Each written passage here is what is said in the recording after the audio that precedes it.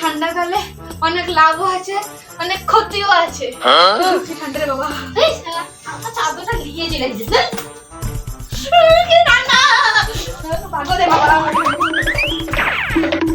বাপরে এত ঠান্ডা পড়েছে, ভাত খেয়ে এত ঠান্ডা লাগে, জল গরম করলাম, খাই একটু জল গরম। কি করছো? কি করবো, ভাত খেলাম, ভাত খেয়ে না খুব ঠান্ডা লেগে গেছে, মানে জল গরম করে দেবো। কি করবো, ভালো হলে তাহলে আমার ঘরে একটু দিও। তুই করে খা।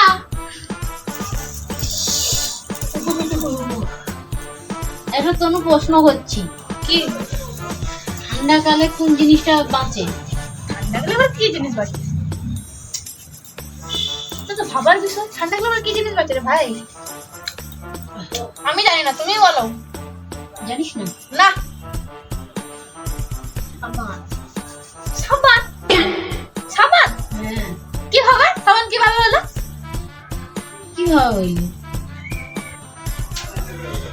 জানিস না এটা? না। ঠান্ডাকালে তাহলে কোন জলটা চান করে, তাই না? বাহ, কি প্রশ্ন! তোমার জানা হাততালি বানাতে হবে।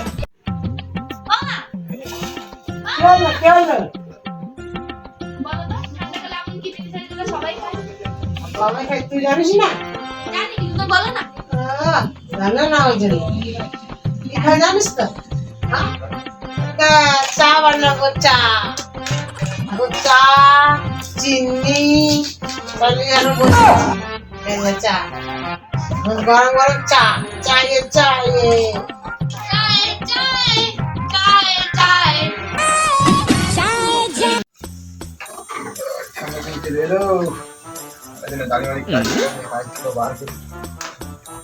ভালো হবে।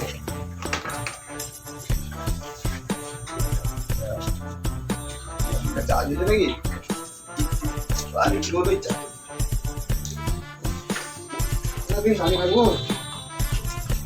গরম করে আছে না,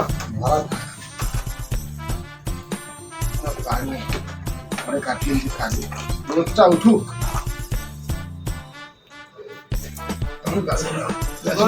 কাটবো বঠিলে, হ্যাঁ বঠিল ছাগল উঠে বাড়ি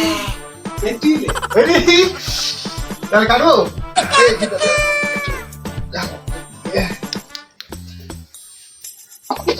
আমি বলছি তাহলে নিয়ে যায় বাইরে দিয়ে,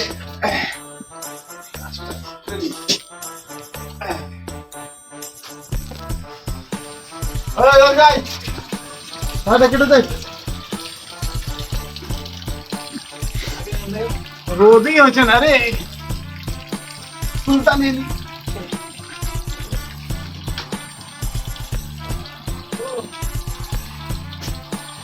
আর একটা নিয়ে আসিস।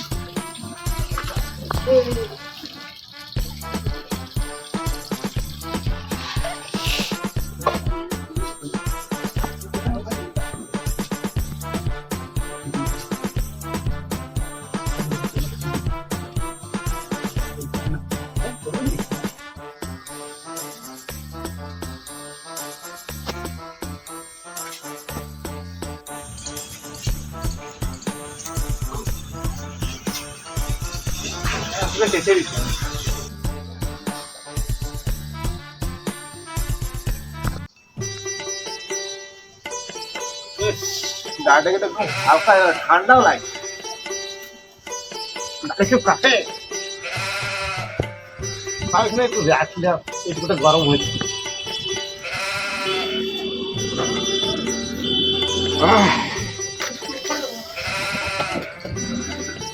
মিস্ত্রি ভালো না, লাভি মিস্ত্রি ভালো না।